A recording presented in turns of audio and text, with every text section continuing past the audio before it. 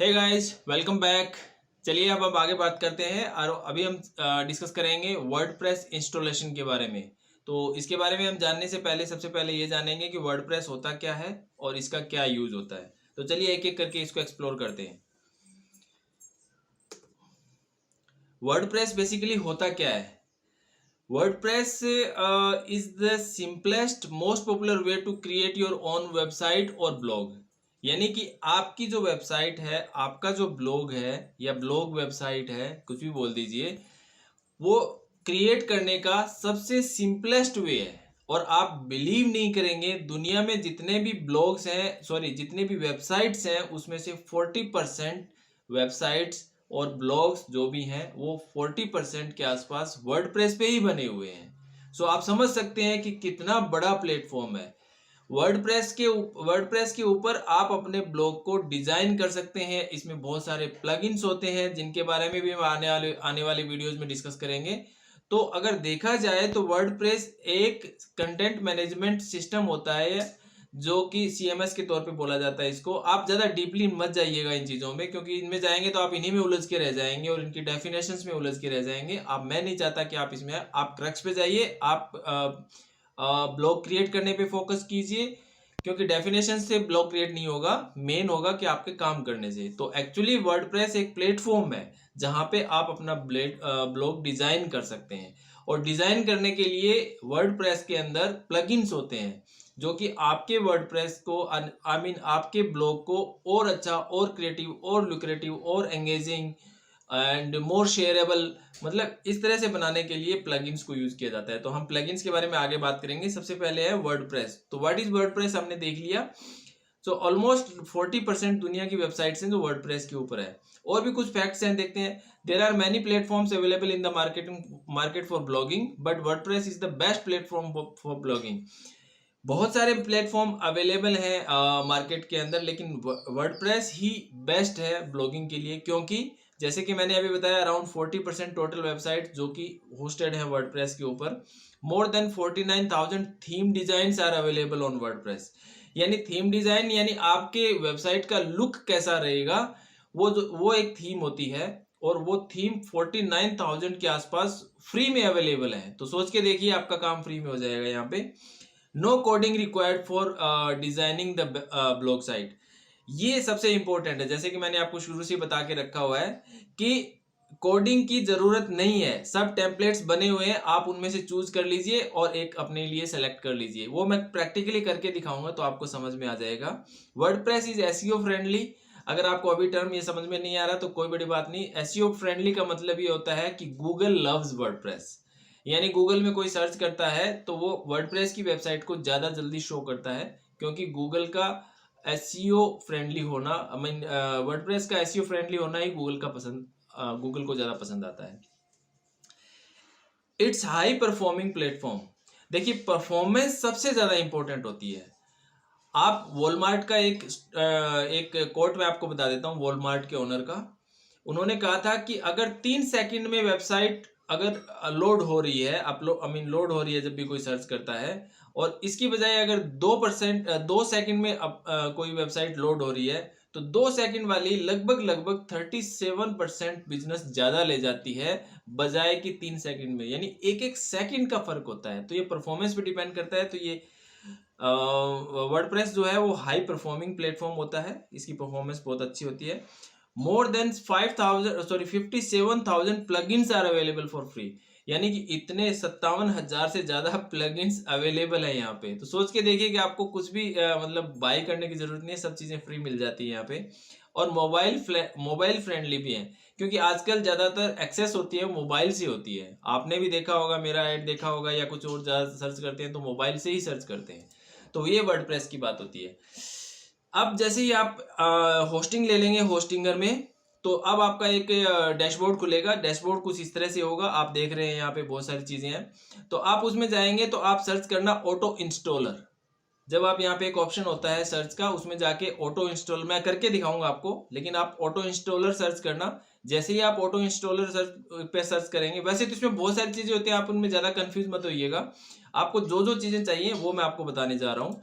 तो auto installer पे जाने के बाद में आपको एक ऑप्शन मिलेगा, यहाँ पे आप अपनी वेबसाइट डाल दीजिएगा। अगर आपने डोमेन नेम यहीं से लिया है तो वो बाय डिफॉल्ट आ जाएगा, नहीं तो अगर बाहर से लिया है तो आप अपनी वेबसाइट ऐड कर लीजिएगा। वेबसाइट ऐड करना बहुत आसान है।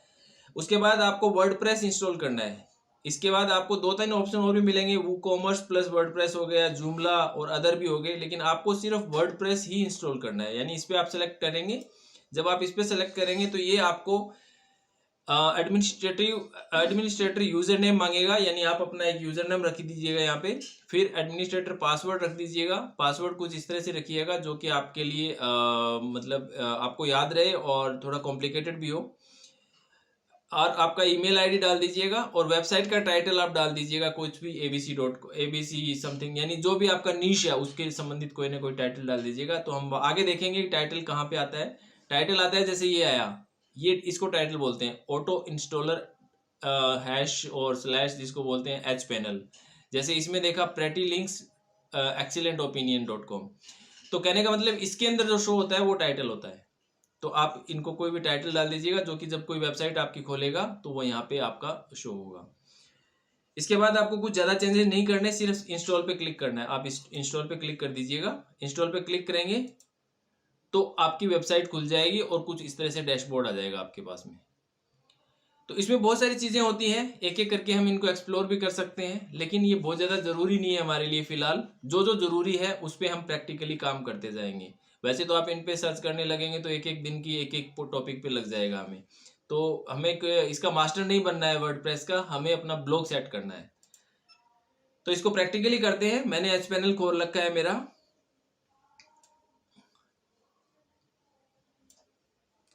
इसके अंदर नहीं है, यहाँ पे खोल रखा है मैंने। ये मेरा hpanel है। आप इसमें जब जाएंगे, जैसे मैंने आपको अभी बताया, आप जाएंगे इसमें तो इसमें कहीं ना कहीं जाके जैसे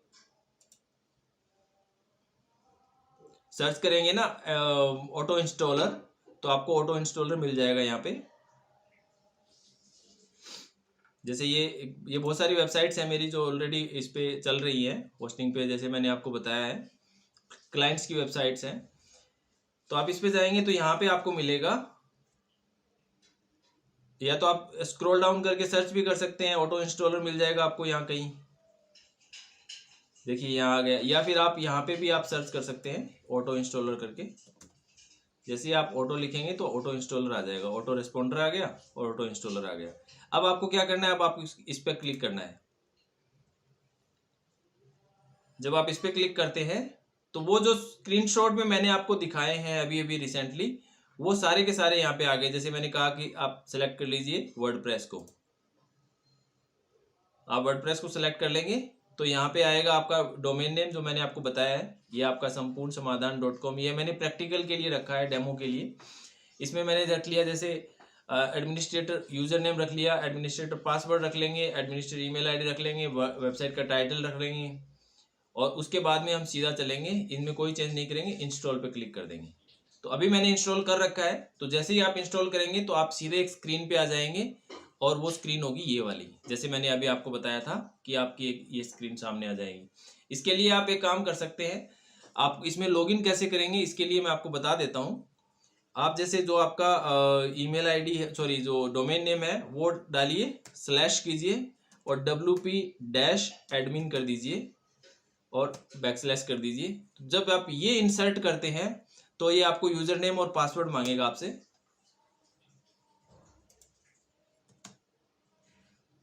जब आप ये डालते हैं तो ये आपको यूजर नेम और पासवर्ड मांगेगा। हालांकि मेरा ऑलरेडी लॉगिन है तो ये खुल जाएगा सीधा का सीधा। जैसे इसमें मैंने आपको बताया था ना कि इसमें यूजर आईडी और पासवर्ड डालेंगे। यहाँ पे जो यूजर नेम और पासवर्ड आपने डाला है वही आपको यहाँ डालना होगा और वो खुल जाएगा सीधा। अभी मेरा क्योंकि ऑलरेडी लॉगिन है तो ये आपको सीधा उसी डैशबोर्ड पे ले जाएगा। तो चलिए, ये हो गया इसका कैसे इसमें लॉगिन करना है, कैसे इसमें आना है, ये हमने प्रैक्टिकली करके देख लिया।